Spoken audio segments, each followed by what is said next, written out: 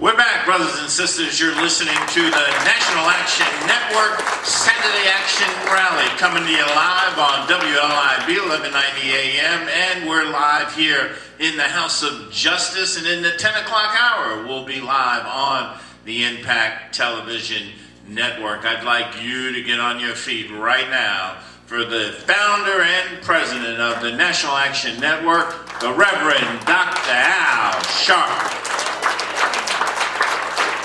No justice, no peace. No justice, no peace. No justice, no peace. No justice, no peace. What do we want? Justice. What do we want? Justice. What do we want? Justice. When do we want it? Now. When do we want it? Now. When do we want it? Now. Hug the person next to you, tell them you love them.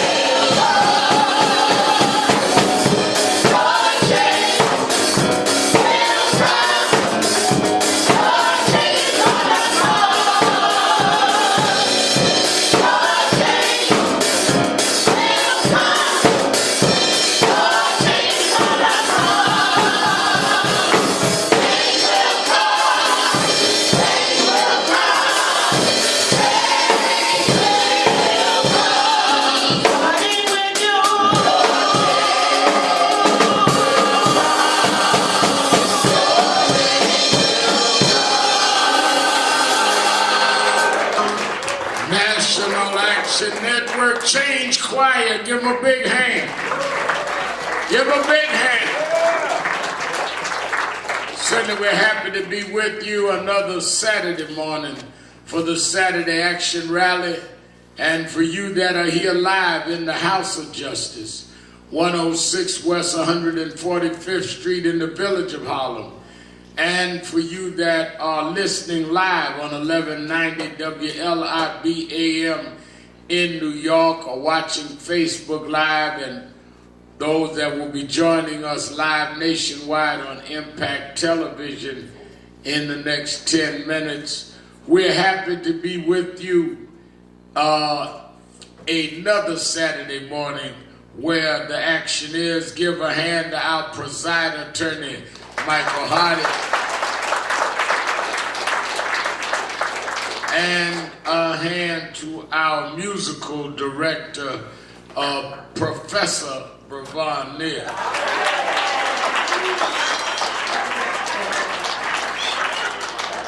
When I was growing up in the church, we used to call all our musical directors Professor. So I'll make him an honorary professor in the House of Justice. Let me say that, first of all, by way of announcements, I want to wish both Cornerstone Baptist Church, who I spoke for last Saturday afternoon after the rally went out and shared with them for their 100th church anniversary. And I think it's monumental that they reached 100 years, an anniversary that the community ought to be celebrating. Give them a hand. And they are pastored now by Reverend Dr. Lawrence Aker, who is a real giant in our community and works with us at National Action Network, and he and his wife, and he has succeeded giants there at Cornerstone. And I really celebrate their ministry there in Brooklyn, 100 years. Then we last night were with Macedonia Baptist Church, Reverend Evan D. Gray, who is also my cousin. And he celebrated 25 years at Macedonia, and we were glad to be with him out there. Reverend Calvin Rice, Reverend Delk, and many, Bishop Ferguson, Darren Ferguson, who's out of NAN, and pastors of Far Rockaway, all celebrate. Now, why do I bring these anniversaries up? Is that one of the things that we must stop doing is we must stop allowing them to remove the landmarks in our community. The Bible talks about remove not the ancient landmarks. And if you've got churches in our community that lasted 100 years, if you have churches that pastors been there a quarter of a century, these are landmarks, not only in faith, but in the community. Most stuff don't last 100 years. Now, so when you walk by, let me tell you how they have tricked a lot of us. You walk by church, the church been there. In that church represents where folk got married, where folks' funeral was, where folks met folk, where it's the first time people learn how to have their leadership skills. Those are landmarks. And if they can get you away from your landmarks, you end up lost. My grandmother lived in Eufaula, Alabama, on my mother's side. And one of the things about, she was just one generation out of slavery in the jaws of Jim Crow. So when we would go down and visit her and say we going, they used to say we going to town shopping. Everything was we going to town. Well, when we would go down to visit her and say, how do you go somewhere, mama? She could not give you the direction. Wasn't no Google it up a direction. Now y'all sit up and just put in the address and they got you going. She would say, go to the tree with this kind of bend, turn left, there, go. They went by landmarks. That's how folk used to tell it. Yo folk now. See, y'all talk about all that black history, but y'all don't want none. That's how black folk got through. Google didn't bring us through. Landmarks brought us through. And when you forget the landmarks, you forget the journey. And that's why I bring that up, and I'm proud of a lot of y'all shame of your history. Hello? And I tell you, anybody shame of their history is shame of their blackness. If you're ashamed of your black churches, your black fraternities, your black organizations, you're ashamed of yourself. Because all of that was what made you. How you gonna be proud and ashamed of the roots of your own community? So I want to celebrate them.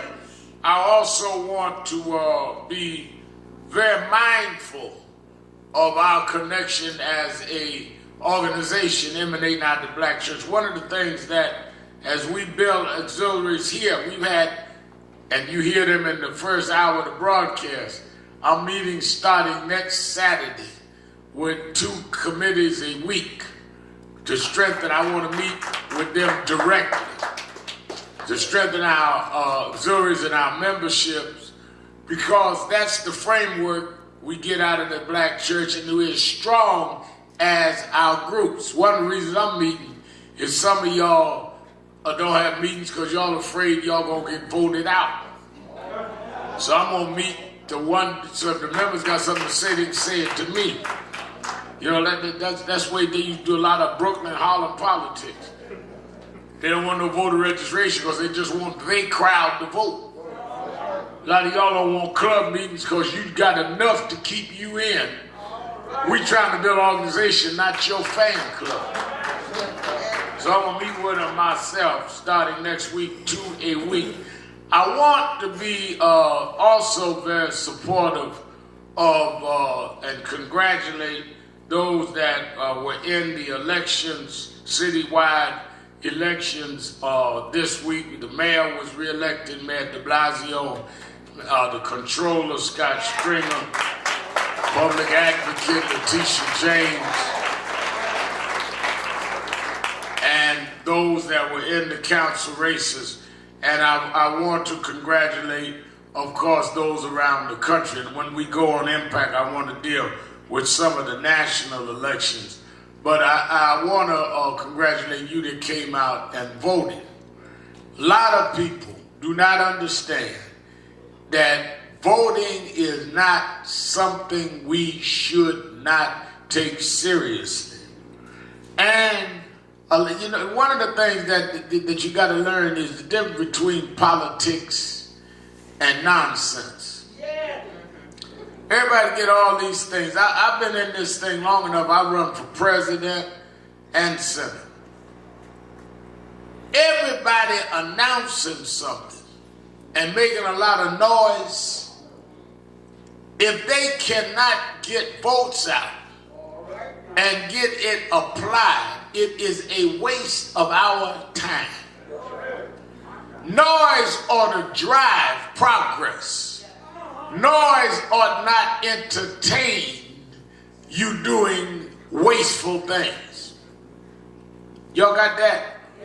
So we gonna do so-and-so, we gonna do so-and-so, but we ain't gonna vote. Well, you ain't gonna vote, you ain't gonna do much of nothing. A lot of folk disappointed in the jury verdict in the police case in Brooklyn this week. Well, jurors are made up of registered voters.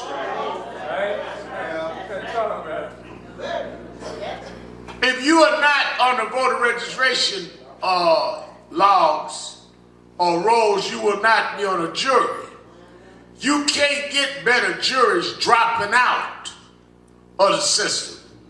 You got to engage the system. The reason why a lot of us don't engage them is because we don't think that we can deal with them. I never forget the kind of internal complex that some of us have, that we really don't think we as smart as they are. So we keep ourselves out the room because we really think they smarter than us. Well, you know, Rep Al, you down there with the folk out there at NBC, got to be careful. Careful of what? But you assume they smarter than me. They gonna use me. Don't let them trick you. You better warn them.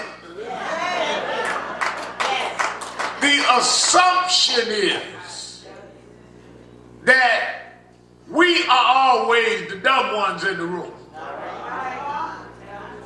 Yellow. And if you operate from that premise, you've already submitted yourself to white supremacy. I was talking to a lady the other day, sister, young sister, said, well, you know, Rep Al, I spoke this week in Minnesota at Carleton School, where Attorney Hardy graduated from. And that's why he got on the sweater now, and all of us got on coats, because he's used to that 10 below zero weather. I like to froze to death. I don't know why anybody in their right mind want to go to school in Minnesota. So it's supposed to be one of the best schools in the country. I said after they fall out, maybe they are. But young sister said to me about, in a private conversation, she said, well, we got to deal with how we intersect with all of the different forces out here. I said, I agree with that. We got to work with the LGBT and the women and this and that. I said, yeah, and with black church and elders and all that. Yeah, well, we can't let the elders in the black church hold us back. I said, now, that's the problem. You embrace everybody but where you come from and call it intersection, because you have an inferiority complex. You are ashamed of your mom and dad. You you want to work with strangers and reject those that produce you, which means you really got an inferiority complex. I was talking to the Occupy crowd. They talking about we need to have millennial movements, and the leader was Elizabeth Warren and Bernie Sanders. Both of them older than me.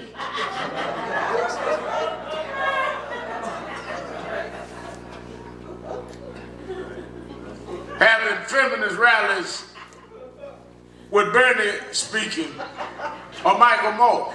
Both of them older than me and heavier. But you don't see no contradiction in that. When you have real coalitions, you got to respect the institutions and pillars of my community, and I respect yours. Hello? You can't have no coalition if you gonna tell me that I can deal with 80-year-old Gloria Steinem, but Reverend so-and-so's too old. Hello? I can have a coalition with Pete Seeger's crowd singing, but I don't want to hear the choir. I didn't grow up on that. I grew up on Amazing Grace. And I'm not ashamed of it. And if you can't respect the fact that when your ancestors took everything from me, that my ancestors held on to God, then you can't work with me. And I'll be all right not working with you. I'll be here when you get back.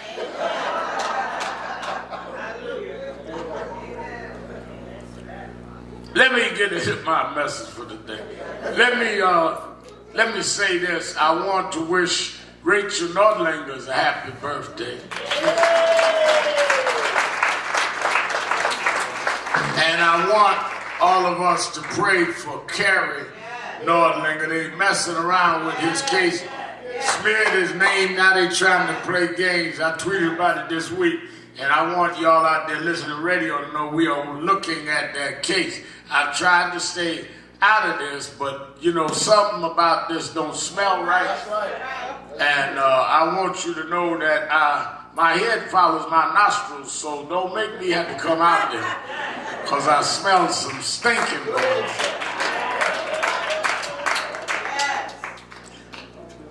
Like, I put it this week about how much weight I lost. Somebody talking about, but your head's the same cycle. I got a lot of brain to carry around. Let's welcome our folk watching on Impact Television.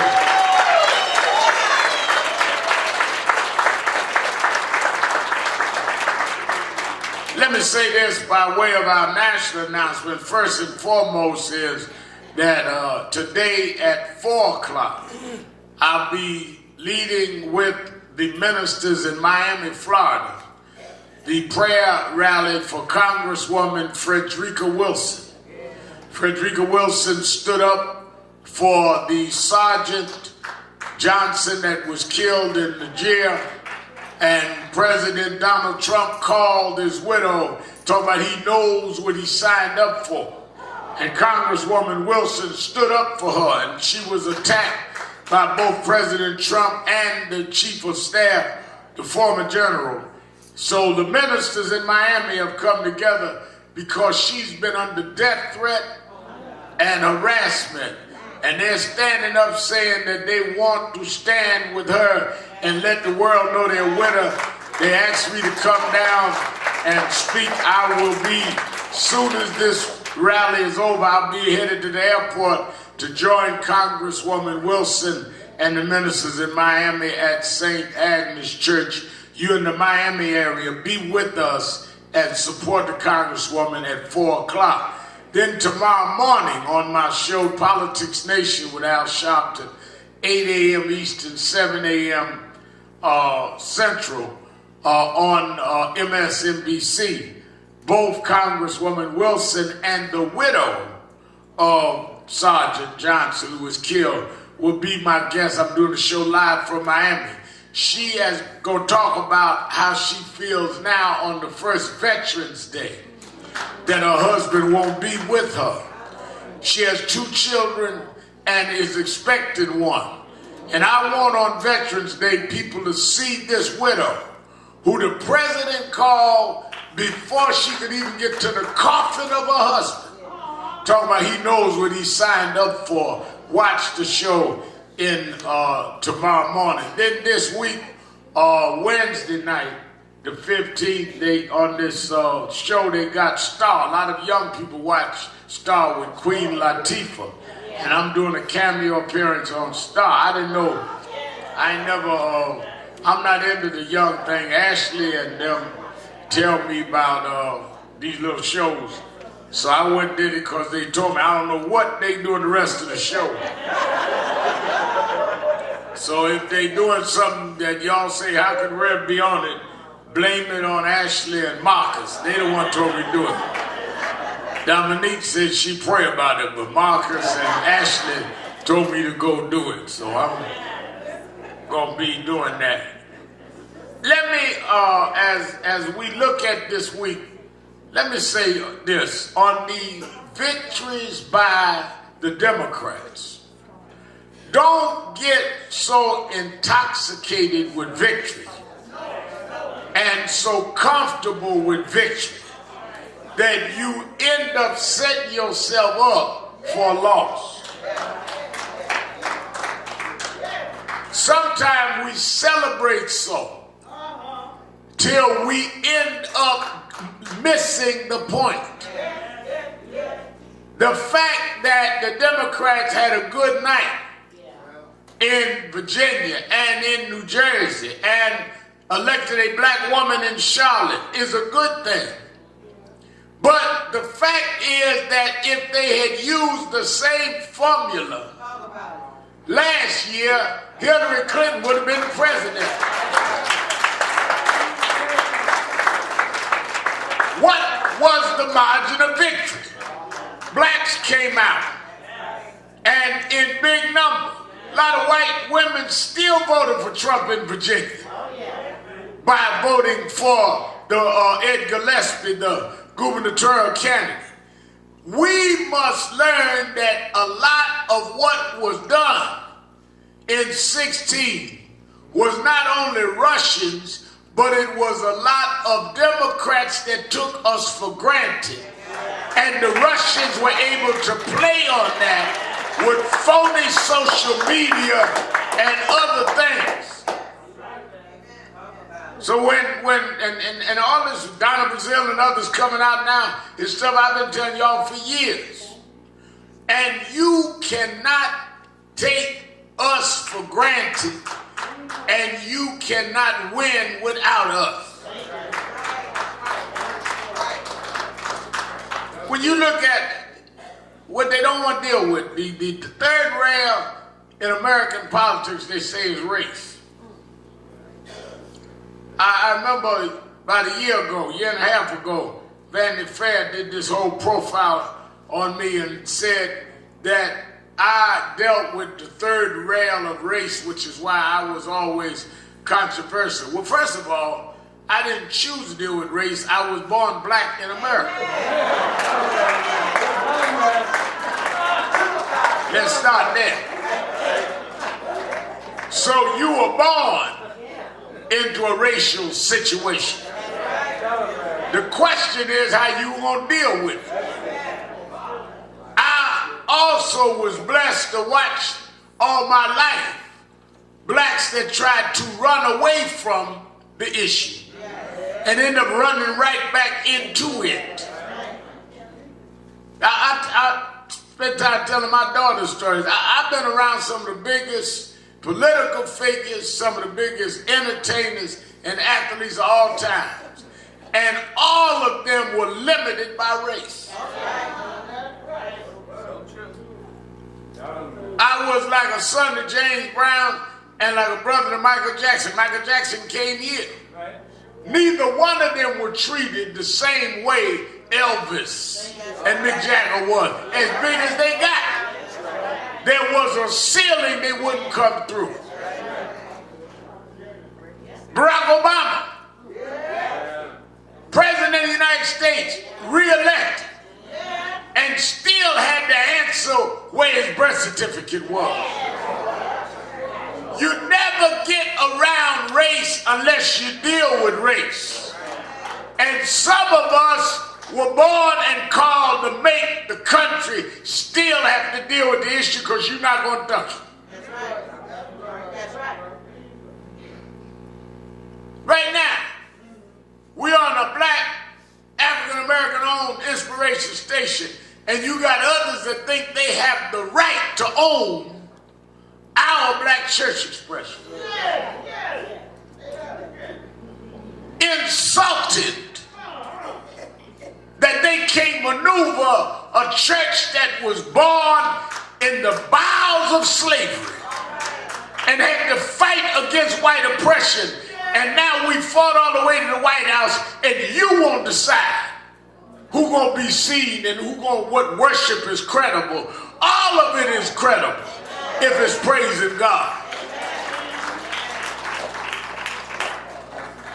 Run me right into this mess in Alabama.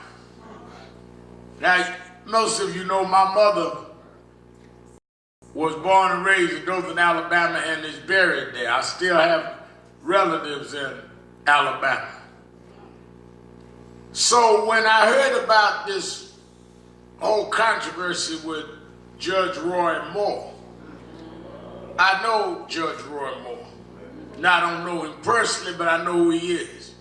Now, Roy Moore is the Republican candidate for the Senate. He beat the Republican establishment candidate. I want y'all to follow this because I'm going somewhere with this. I want all my church folks to watch this. Now, beat the Republican establishment candidate. Even Trump endorsed the Republican establishment candidate.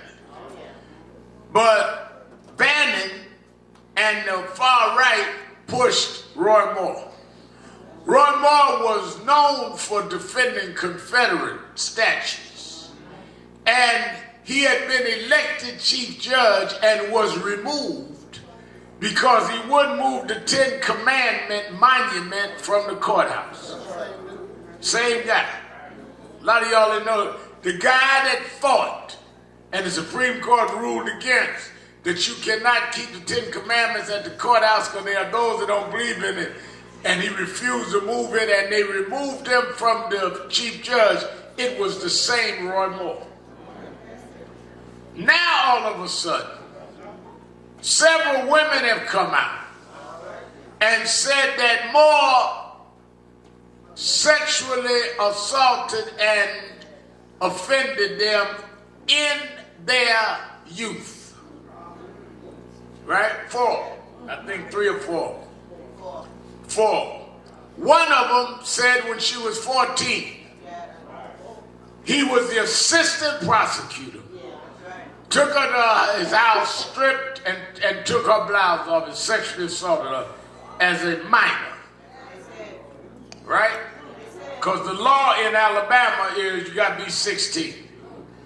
Rather than they deal with the question of immorality, one guy, in order to come out and said, some of y'all saw it, said, first of all, I don't believe it's true, but if it is true, Mary was only 13 when her and Joseph hooked up and had Jesus. That's what the guy said.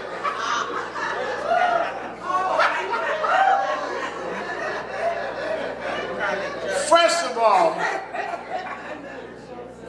all, Mr. Christian Wright Roymore, since you represent the Christian right, you ought to tell your friend, first of all, that I thought y'all believed that God was the father of Jesus, not Joseph. So what are you saying about Joseph and Mary, no matter what age she was, if Jesus was supposed to be conceived with immaculate conception? So the first thing y'all need to ask Roy Brown is, do you believe in immaculate conception while you run around waving the Bible? And if you do, then don't you denounce what your supporters said. Second of all, in the days of Jesus, Mary, and Joseph, people's lifespan was around 30, 32 years old. So the age of teenagers was different than now. By the time you got 13 or 14, you didn't have but 13 or 14 years left. But to use the Bible, to use Mary, the mother of Jesus, to justify a man allegedly molesting a minor, shows how sick and low down these folk are.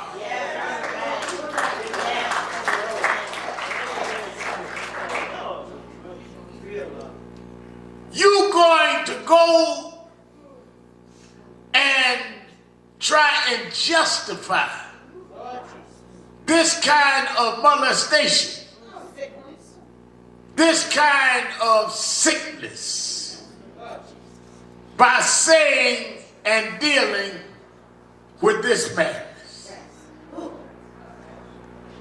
I mean, I don't know how low you can go.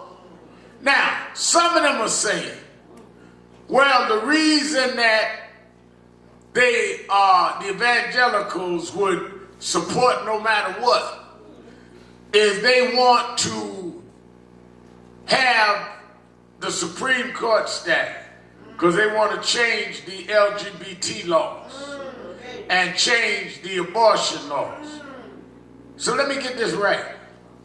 You would justify or sanitize a man allegedly raping your daughter so that your daughter can't grow up, if she is gay, and have a consensual relationship with another grown woman. That's how sick you are.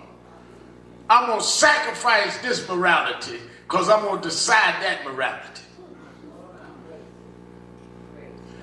We are dealing with Christian right hypocrisy at its height. How you gonna preach against one sin and excuse another sin and call anything sin but your own hypocritical self?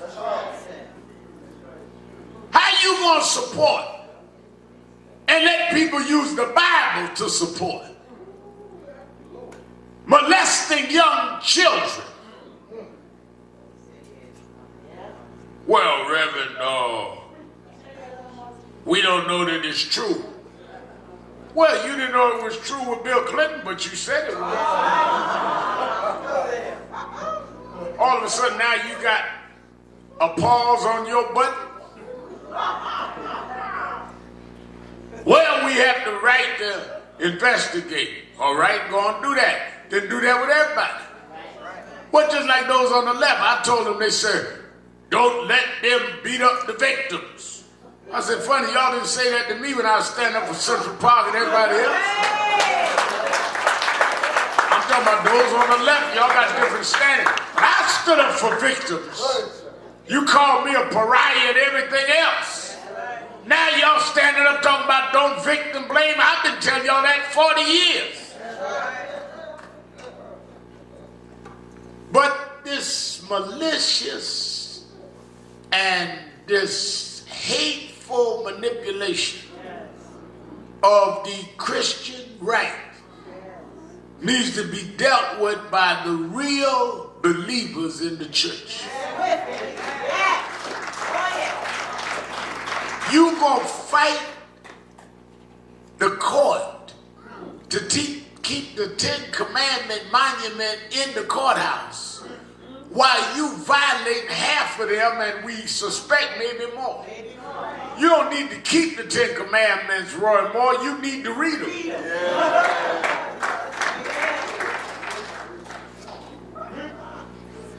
You got this bold thing, I'm going to stand up for the Ten Commandments. While you accuse of this kind of crazy, perverted foolishness, and preachers scared to call you out. Lady asked me yesterday on TV, said, how can we have a man in the Senate that's accused of being a pedophile? I said, it's a good question, but maybe when the standard becomes so low that you got a man on tape talking about grabbing women by the privates and you elect him president, you can put a pedophile in the Senate.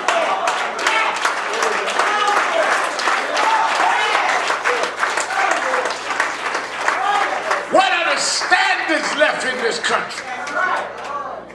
I'm not talking about what somebody said, Trump said. They played the tape where he talked about how you ought to treat women.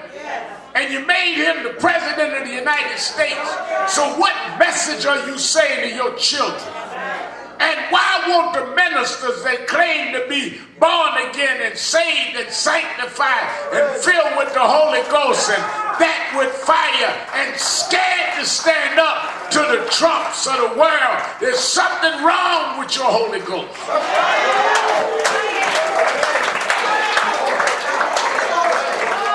You got to speak right no matter where it cuts. I grew up, we said that you speak the word like a sword that cuts on both sides. You can't give no slack to Trump, Roy Moore, nobody else. We must stand for something or we don't stand for anything.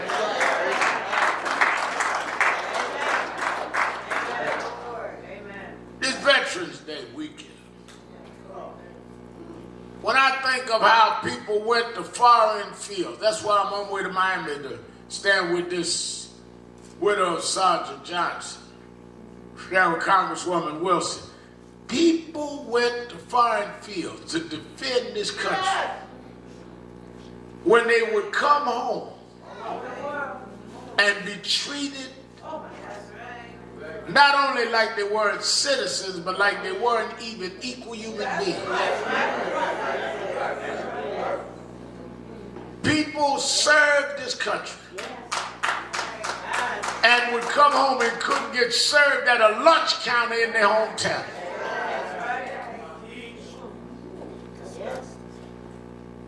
People died hoping that America would one day wake up and change. There are no veterans more patriotic than those that fought for the country when the country wouldn't fight for them. And now you put this sick kind of perverted leadership in power. And I'm watching them. You all over the world embarrassing y'all. Well, you ain't embarrassing me because everywhere I go in the world, I tell them I fought them, I kept fighting them.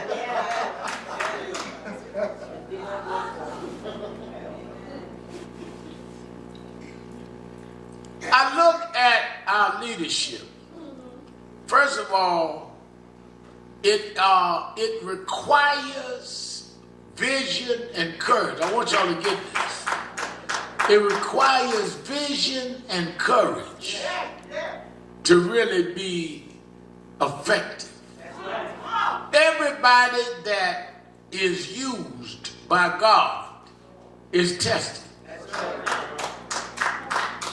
I said in my morning meditations, I do on Instagram now, every morning I try to give y'all something to think about. And everybody was born for a purpose. Everybody was born for a reason, not a season. That's why it don't matter whether it's cold, it's 20-some degrees in New York, it's about 80 degrees in Miami. I'm going to be working both places today because it doesn't matter the season. It matters the reason. You get up every morning that you get out the bed, you ought to ask yourself, what am I here for?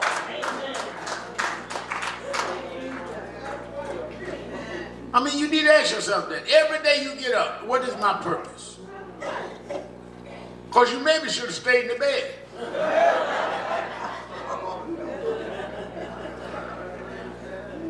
The reason that you're not effective is you don't want to pass the test that shape and mold you into being what you want to be and being what you were born to be and being what you can be effective to be.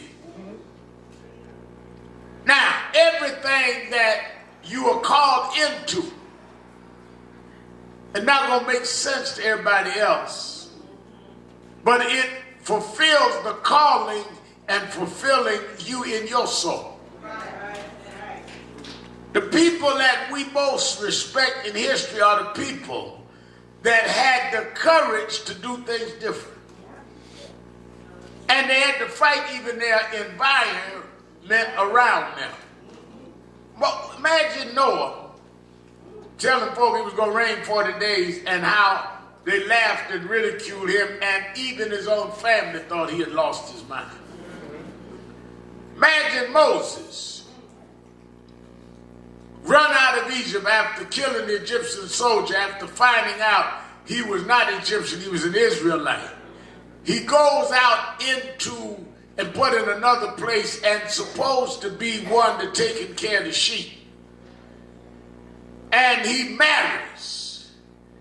And his father-in-law sees him as a great potential one to take over his shepherd job and his sheep handling.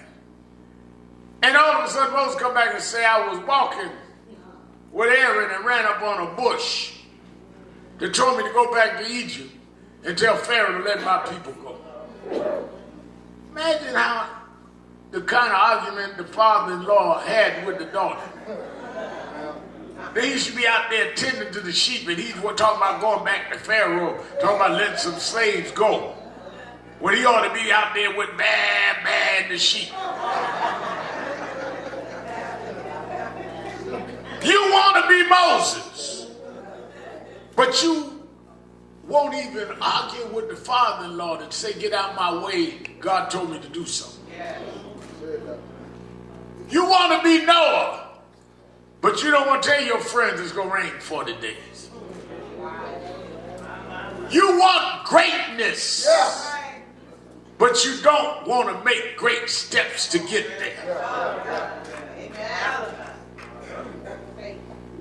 I meet young folk, I want to be the new activist, but you don't want to pay a price. You want to flash, you want publicity. You want folk to call your name, but you don't want to go organize and rally every week and spend night in jail. You want the glory without the story.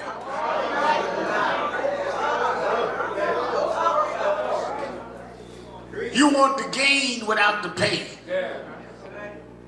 And that's why I talk to Ashley about it all the time. That's why I don't react to a lot of stuff, because I know there is a difference between something, I grew up, used to go to Coney Island. There's difference between sunshine and a light that's going to fizzle out that they sell you in Coney Island. It sparkles, it make noise, it go, but it fizzles out. And a lot of y'all are physical activists, a lot of flash, a lot of sparkles. Can just wander around. Whoa, whoa, whoa, whoa. It's going to fizzle out. You're a toy that somebody let us play with. Watch me play with you. Hold you up, because ain't nothing to you. Ain't no fire there. You have got to be willing to pass the test to fulfill the greatness you was born to do. Well, even the Bible. Go ahead, sir. Bible said after Jesus came out of the Jordan, Kevin McCall said he went through 40 days. He was tempted in 3 great temptations. First, the temptation of food. Went a 40-day fast. Are you disciplined enough to take charge of your physical body? Jesus had to conquer appetite and hunger. Well, I did a thing this week about that, where you cannot ever talk about you gonna control your community if you can't control yourself. Well, man, we need to build a new nation, but I just can't give up these fast foods. Well, you ain't got no determination. Why you think that Trump and them gonna take you seriously and you can't get past a French fry?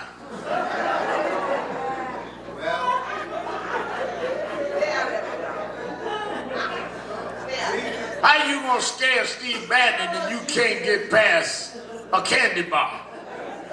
First thing he had to conquer was what he put in his body.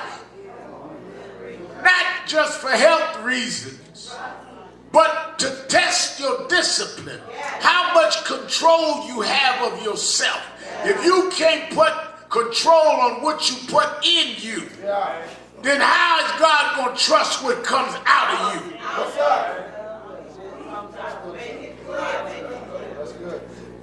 Because if you do anything to yourself, how God going to trust you with everything else? He done gave you a body and you filling that up with sugars and carbs and all kind of stuff.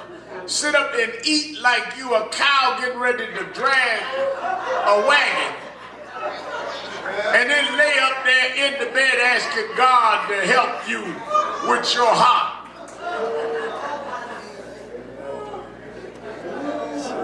Eat 5 pounds of lard. Sweating to walk to the bathroom. And then talk about, Lord, make a way for me.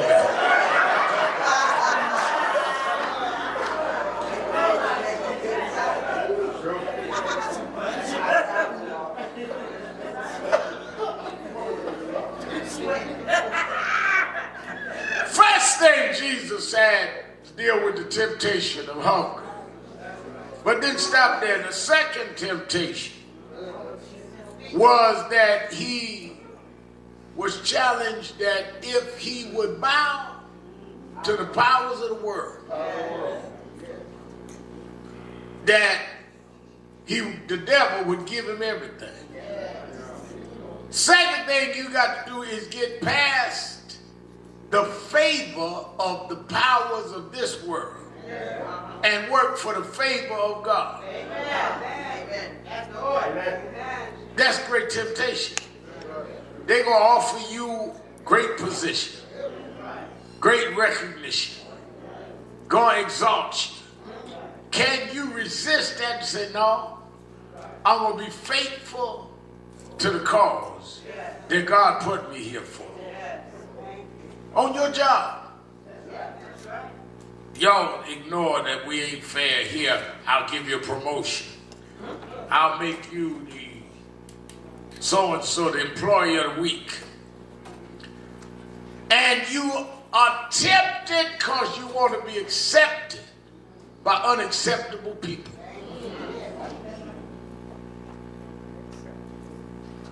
For 8 years, when Barack Obama was president, we had a lot of access to the White House. We'd go and meet on issues. We'd be invited to a lot of social events. The President came twice to National Action Network. Came to us more than any civil rights organization while he was president. But we understood our calling was fighting for the people. When he left and Trump called me, the temptation would have been, well, I got to keep access to the White House. He said, Al, I've known you, we fought through the years, I want you to come meet. I said, you can't meet with me unless we bring everybody. I don't know all of the other civil rights guys. Well, I'm not coming. You can't let them tempt you with bowing to them. I said, I don't care if I never go back in the White House again. The issue is not having access to the White House. The issue is what you say and stand for when you get there.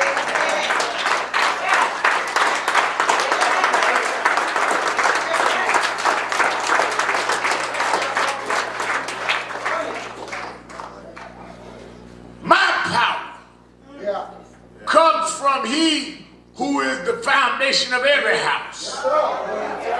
That's why I don't care if I'm at the White House or the outhouse. I'm at the House of Justice on Saturday morning. This is the house I come from. The second temptation is seeking favor. Bowing to those in power on your job, in your area. Want to be accepted. Want somebody to pat you on the head. What everybody's saying about me. Am I in favor? You got to pass the temptation of approval. That's right. I know folk right now call people every day. What they saying about me? Well, they ain't talking about you at all. I know they didn't like me. Ain't nobody don't like you. Ain't nobody studying you, as my grandma used to say. So if somebody ain't talking about you, they don't like you, because you need approval. You need somebody to sanction you. Because you failed rather the test of the temptation of approval of the powers. I've been everywhere and they give me credit, but there. Because you need that to validate yourself. I don't care if I don't get credit nowhere. Because I'm not working for their approval. I'm working for the calling God gave me.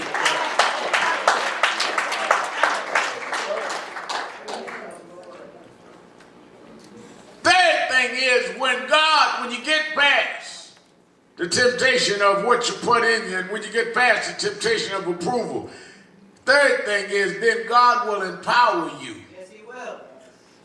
And the last step is the temptation of they will tell you to use your power to prove something to them. Because they said to Jesus, if you got all this power, then throw yourself off the temple. Bring the temple down. And that's why a lot of you can't be trusted with power. Because you end up using power like it's a personal commodity to impress folk, rather than use the power for the righteous cause and the goodness it's supposed to be. So you strutting around everywhere bragging about your power. And every time you brag about it, you lose more of it.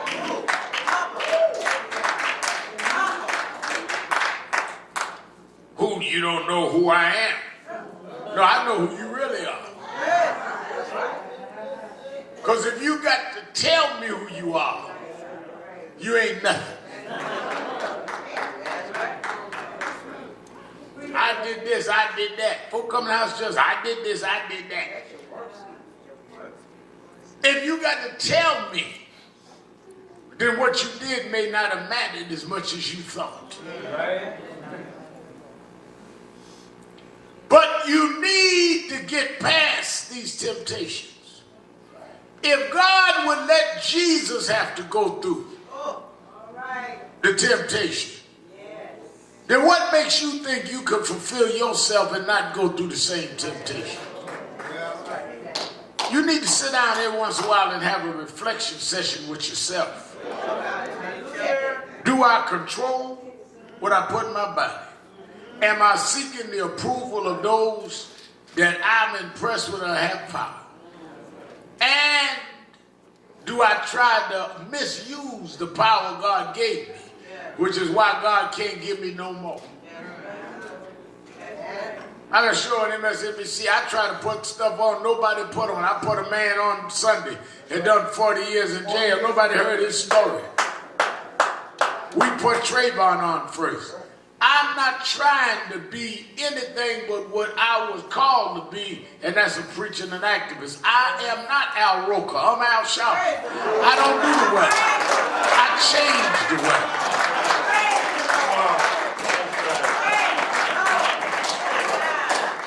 But many of us fall for the temptation of if they elevate us, they can change us. Be elevated and committed to the same thing you always was. Because if God called you, he will not leave you if he raises you up. He'll hold you up.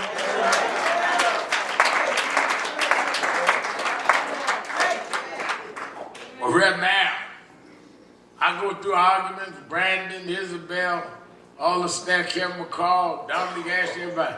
Well, they doing this, they doing that.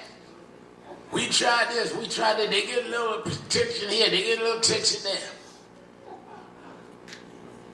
And I get them mad because I act like it ain't nothing. But somewhere I read in the 37th Psalm. All right, sir. We're not going to get all excited and get all twisted. I done seen groups come and go.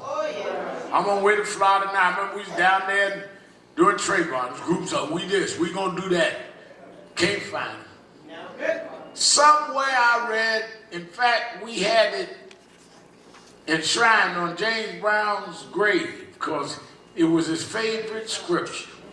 Fret not thyself because of evildoers. Second part that, don't miss this now. Neither be thy envious against the workers of iniquity, because they will soon. They may have a year or two, but they will soon. They might have a little run for a minute, but they will soon be cut down. I watch you, but I'm not worried about you. I'm not jealous of you, because I'm looking at the calendar of glory that says you will soon be cut down. But get further in 37th Psalm. David said in the Psalm, I was young, but now I'm old. And I've seen many things. But one thing I've never seen. I've never seen the righteous forsaken. Never seen their seed beg for bread. When you get through with your temptation, the righteous still gonna be here.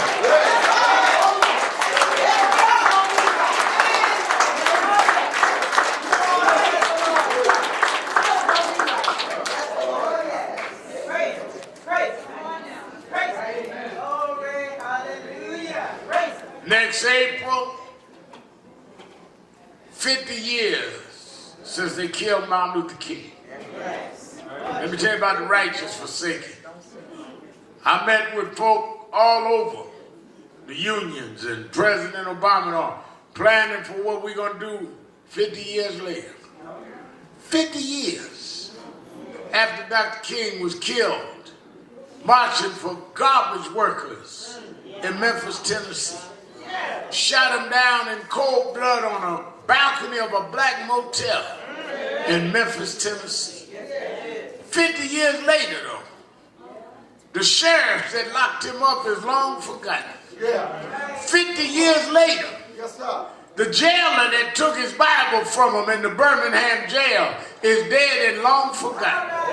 50 years later, George Wallace that called him a communist and a tax cheat is gone and not forgotten.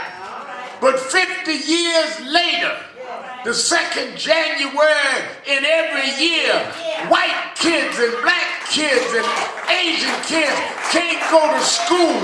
They gotta stay home and celebrate his birthday. I've never seen the righteous forsaken.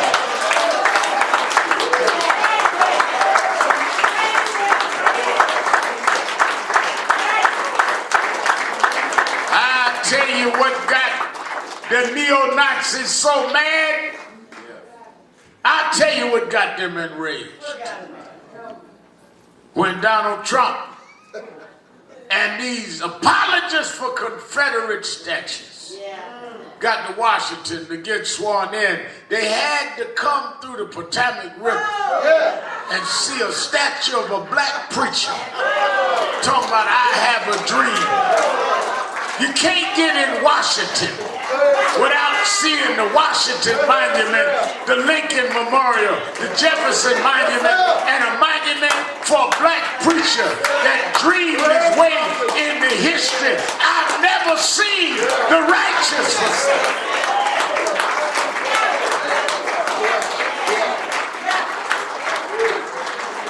I know why they upset. They don't want to take the statues down because we built a statue up. Who would have ever thought in a nation that called us 3/5 of a man that their great-grandchildren have to stay home and celebrate a birthday of a black preacher that never held office? There is a God that said if you're faithful over a few things, I'll make you ruler over many things. There is a God that said if you make one step, I'll make two. There is a God that said they can beat you down, but they can't hold you down. I'll bring you back. I'll hold you up on every leaning side. There is a God that'll never leave you nor forsake you. Even when you're weary, fight on anyhow. There is a God.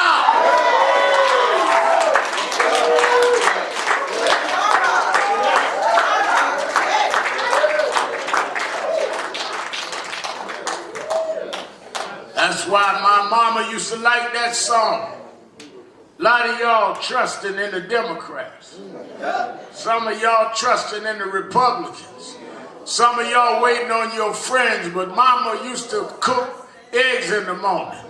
Humming that song, I will trust in the Lord until I die. Then she get in the second verse, that's Veterans Weekend. She said, I'm going to stay on the battlefield. I'm going to win some, I'm going to lose some, but I won't be missing. I'm going to stay on the battlefield until I die.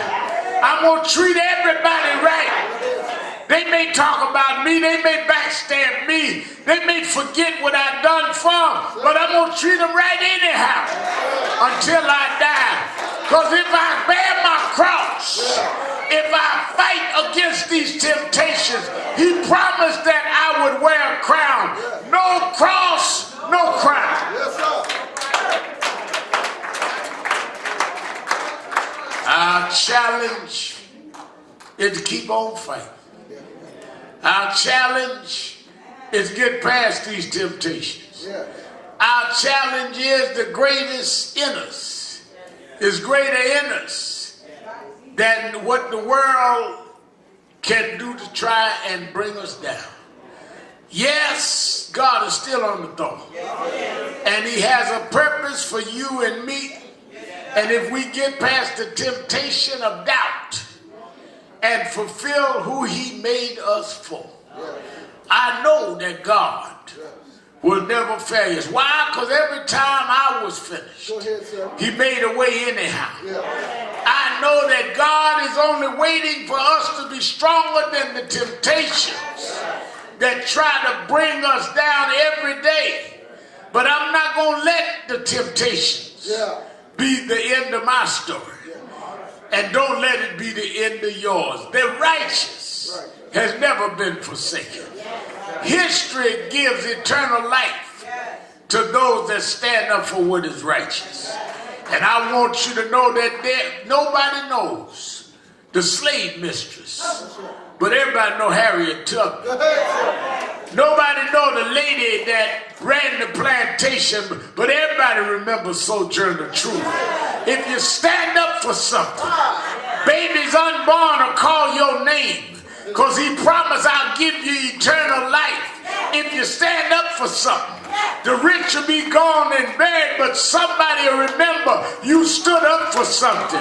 Lord, give me strength to run this race, even if I got to run it by myself. Sometime I'm tired, sometime I'm weary, but I believe I'll run on and see what the end gonna be. I've had some good days. I've had some hills to climb. I've had some weary days and some sleepless nights. But when I look around and think things over, all of my good days outweigh my bad days. I won't complain. I won't complain. I won't complain. I ain't crazy why I won't complain. The reason I won't complain is because God has been good to me. You can talk about your bad days, but he's been good to me. Better than you could ever be. He's been good. He's been good to me. Stand up, black man. He's been good to me. Hold up, black man. He's been good to me. He made a way out of no way. He opened doors that no one can open. God been good to me. Everybody sing. Everybody singing. Everybody singing.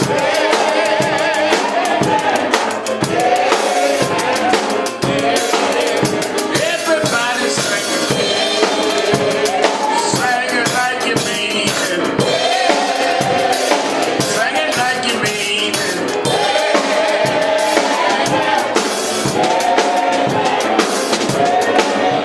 Everybody singing. Everybody sing. Everybody singing.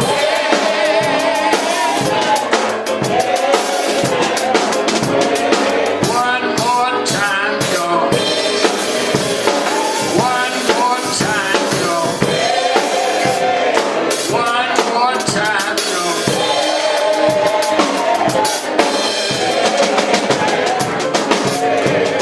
I'm open the doors of the movement. There may be someone here today that never joined National Action Network. Someone that hears us on the radio, sees us on television, but never joined the organization. If you're here today and never joined, all you have to do is come down the aisle and shake my hand, and we'll sign you up to the National Action Network. Come on. Everybody sing. Everybody sing. Everybody sing.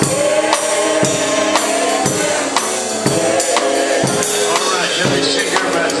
Everybody sing. Sing it like you mean it. Sing it like you mean it.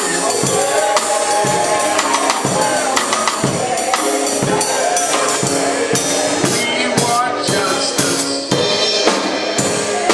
Got to have justice. We want justice.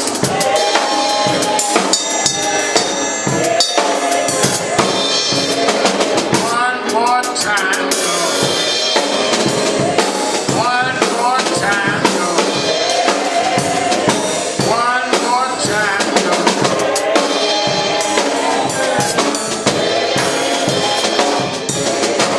All right, go raise our offering.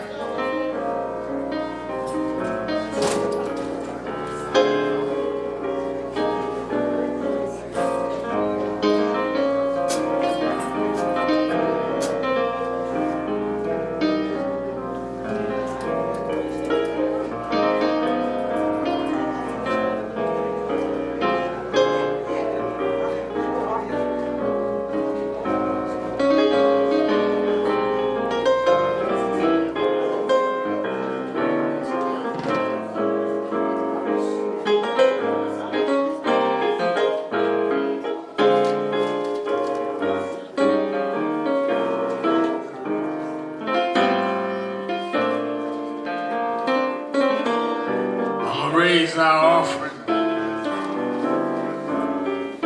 Moving quickly. I want to raise our offering, take our members, because I've got to get to this plane for Miami, so I want everybody to move quickly.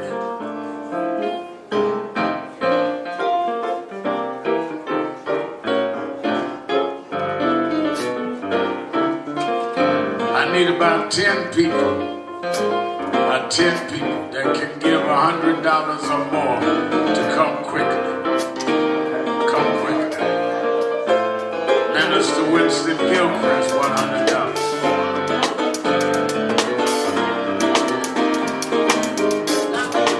Rodney Jones, $100. Brother Simpson, $100. Sister Cynthia, $100. Reverend Mildred Salter coming, $100.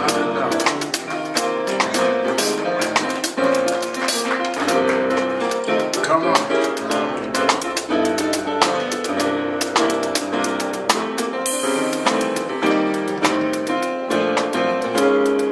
Fifties.